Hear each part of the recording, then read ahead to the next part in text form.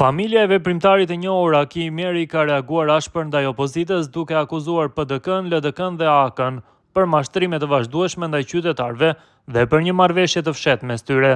Sipas reagimit, opozita ka humbur legjitimitetin për të kërkuar besimin e qytetarëve me votë, pasi sa herë që e ka marrë atë e ka tradhtuar dhe ka përfunduar në koalicione me armiqt, duke vënë parimet në pauzë sa herë që pushteti i thërret. Miq, sipas asaj që po shihet, LVV Guxo dhe Alternativa po e çojnë opozitën aty ku e quan në vitin 2021. Qytetarët nuk janë më naiv. Ata e din mirë kush fabrikon histori të rreme dhe jep premtime boshe.